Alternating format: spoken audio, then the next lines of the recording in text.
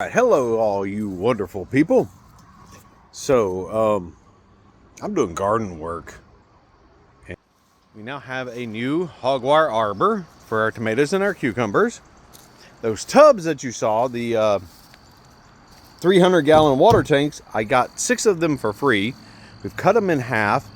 We've made 12 tubs that we will fill with yard debris, mulch, dirt, and mulch the top of them, as well as compost and what's in the chicken shit tank over there. Here in a minute I'll show you. Those beds are going away because most of them are rotten, and we're revamping things because the beds were rotten. I mean, I had to rebuild these 2 beds out of what I could scavenge out of the beds that were here.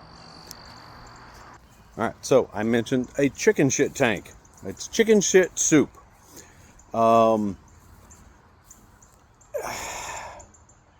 You basically take manure, throw it into a tub, and you fill it with water. Creates a soup that you use for fertilizer. Well, this one clogged up a couple of years ago, and I let the valve open so it could drain out all the water. Not a big deal. I'm going to pull the compost that's in it out, and I'm going to go over here to the horse farm nearby and go get a couple of buckets full to throw into it so that I can fill it back up and use that as fertilizer this year. Tank is a 55-gallon plastic drum that literally was full of chicken litter. So chicken shit, straw, all that stuff out of a coop after cleaning the coop. And you just fill up your watering can from down there, and then you water, and it's fertilizer. Because if you use straight chicken shit in your garden, it doesn't work well. It's too high in nitrates and too high in ammonia, and it will burn up your plants. So you don't want that. You have to so cow manure and horse manure, you can use straight. Chicken shit, that's a totally different thing. It will burn your plants up. You have to let it age. So one way is making a tank like that. Or 2, you compost it. 2 years of composting between litter from the chicken coop, cat litter, since we use the clay-only cat litter. There's no additives, no perfumes, none of that kind of crap. All yard debris gets mulched up. So like when we trim out all of the fence line and things like that, we mulch it. It goes into here, and it creates all of that wonderful, wonderful dirt. And it is so thick. And, food compost goes in here too, because table scraps, things like that, we bring it out here. We don't care about the meat. There's a couple of possums that we have come over, and they eat what they want, but they also eat ticks. And unfortunately, we have Mama Possum, who's been coming for years. Somebody hit it on the road, and it's over here in the compost right now. And I'm not going to show that to you. Bug wanted to preserve her skeleton, and we'll get her cleaned up, and she'll do something with her as a little taxidermy project.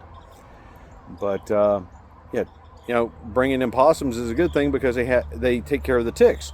They also do not contract rabies. Now, yes, you can get coons and you can get other things. I'm not too worried about those with the chickens, just because Fort Cox is very locked down. But the big thing was the compost. So if you're trying to set up a compost pile, you don't have to have something like this. And I'm going to show you what we got. So this bin, and I'm not going to go too far because I don't want to show you Mama Possum. That bin is the currently being filled bin. This was last year's currently being filled, and there's something, I don't remember what was in that. I think it was a gopher or something in that. Maybe a squirrel. But this one was last year's. This was from 2 years ago. And as you see, I just got done turning it over, getting it all mixed up so we can actually start putting it into the garden planters, which we got to get those tomatoes in the ground because the heat got to them today. But we run a 3-year cycle for our compost. This lets it break down. You can fill it up to the brim. I mean, you saw how this year's, and that's a mixture of cat litter, kitchen scraps, yard compost, basically anything that we want to rot, we throw it in there to let it rot. and it will work its way down. It will sink. The cat litter being clay, it's a lot of filler, and that's not a bad thing when you got garden beds that slowly deteriorate and all that kind of stuff. So, you know, even your yard clippings, when you're weeding, if you take it all and pile it into one spot, it will cook itself down and it will become good compost and good soil. But you have to be patient with it. And, you know, it's just as good, if not better, than the potting soil mix and things like that you go over to Tractor Supply or Ace Hardware and you buy. This is free. And that will probably take care of most of what we got. That will be getting trenched into like these two beds. So cucumbers on this side, tomatoes on this side. We will run a trench down. We will put the good stuff in. But these guys, like I was saying, the crap like this is getting cut off. And this, along with cardboard, paper, things like that, will be taking up the base of these. After that, you know, we'll clean the fence line a little bit. I'll put that down in there. And then I have a supply for mulch that's been there for a while, so it's probably more dirt than mulch. But we're going to lay that in. Then we're going to take the dirt from these other beds. We're going to split that up between these beds, fill in our compost. I'll go get a truckload or so of, I don't know if it's mushroom compost. I don't remember what they have down at Ace Hardware, but I'll get a scoop or two of that. We'll top all these beds off, all the new tubs, and then I'll go down and get more mulch, top everything off. The mulch is your moisture control that keeps it all in there. And see, we have this irrigation system that we set up years ago that was originally set up for all the different beds. As you see there, you run it down, you run it back, and I literally have to come out here, turn on a valve that's in that box, and set a timer for an hour. Cool. Then I flip it over to the other side, which takes care of that bed, you know, all these guys on that side. Set it for an hour. Boom, done. I'm a lazy gardener. I don't want to sit out here with a hose having to water everything. I'll turn it on, go do something else, come back out when the timer goes off. And it comes down to a cost of bullshit ratio. So I'm always looking for little ways to make things better and easier. That's kind of like these tubs. So here in North Georgia, we have a real bad problem with crabgrass. Sorry, I had to sneeze. So we have a really bad problem with crabgrass, and it will infiltrate any raised bed. Now, the reason we went to raised beds here is because this particular piece of property, when it was built, it was backfilled with chert and clay. I have no good soil. I have no topsoil. We gardened the front yard for years, and we added, I don't know how many truckloads of manure, fresh manure, and other additives and everything that I put into that soil and tilled it in. And clay being clay, in the early spring, you get that little bit of rain, and it's kind of getting everything moist, and that clay swells up. Well, then you get that gully washer that takes away everything that just rose to the top. And basically everything that we put into this garden out front ended up in the back of the neighborhood because it got washed out. And I got tired of doing that year after year with nothing building up and nothing accumulating. So we went to raised beds. Well, because the construction on the bridge and all that shit, we ended up having to move the fence and move the garden beds, and we ended up moving everything out here in the back. The garden beds are absolutely a way to go. It depends on your soil conditions. It depends on your neighborhood, what you have to work with. But the cost investment, I've gotten about 10 years out of those wood timbers from Home Depot, and they're finally deteriorating.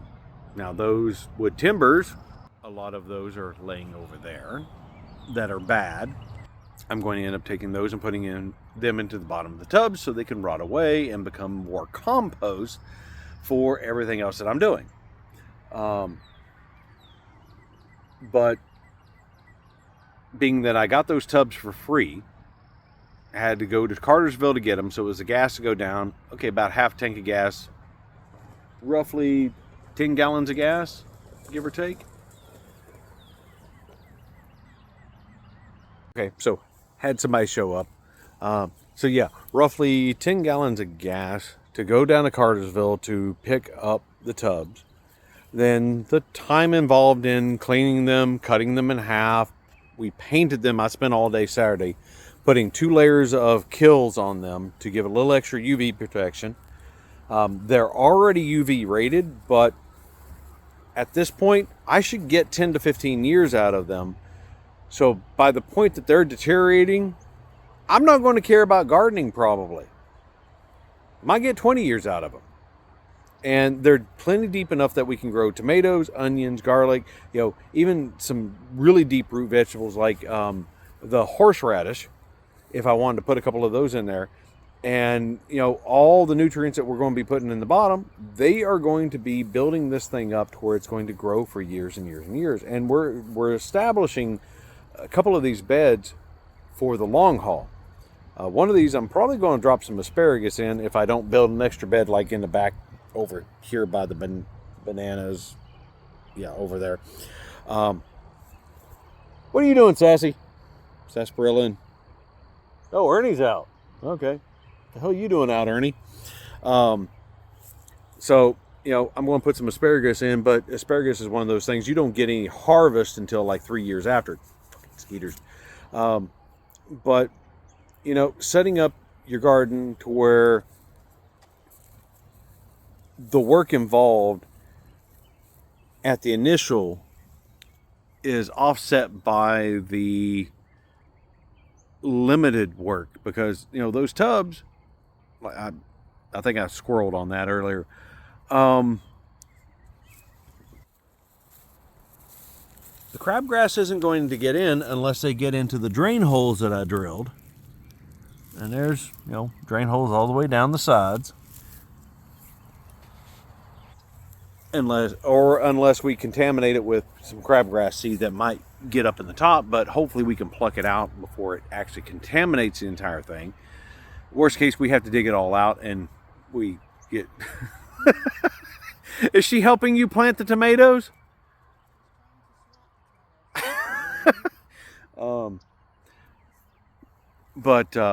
Hopefully this will help us to control the crabgrass, because the crabgrass is a complete pain in my ass. It takes over these beds. I'm not so worried about the Shawnee or the dead nettle. They don't really take a lot from the soil, and they really add a lot back in when you till them in. So that's not such a big deal. Even the little violets, they pop up left and right, but they don't take a lot of the nutrients out of the soil, and they do add stuff back in. So I'm not too worried about those. The crabgrass, though, will choke out every fucking thing that you plant. I'm going to get these things leveled, get them filled up. I got to finish doing what I was doing because it's going to get dark soon. But yeah, we get these set up. I'll do another video here in a little while, like a couple days, and we'll see the progress. I think, which this year we ended up buying plants from the high school, or no, the middle school, all the middle school greenhouses, instead of paying, Home Depot and Ace and all that. And was it Gordon Lee was going to do the peppers here soon? Or nobody had the green peppers? The two I went to didn't have the green peppers. I think we missed the one in Ringgold. Okay. So we may end up having to get banana peppers and green peppers from Ace or something like that. But I prefer to go to the local places, the high schools, the middle schools. It puts money back into their programs so they can do more things next year for the kids. Instead of paying the big box store, because fuck big corporations. The high school isn't Okay, we might get some from the high school. I would start seeds, but don't have to. I mean, it's not hard to start seeds. It's easy to save seeds, and we'll probably save seeds after this. I got to clear out our seed bucket because we've been fallow for a year and a half, going on 2 years. We got a lot of older seeds, so it's probably going to go to the chickens just for feed, because why not? And we'll start saving seeds back from this year and see what we get out of it. So, yep, that's the gardening update this year. Wow, that's like 15 minutes. Okay, cool. I got to get back to work because Mama might shoot me.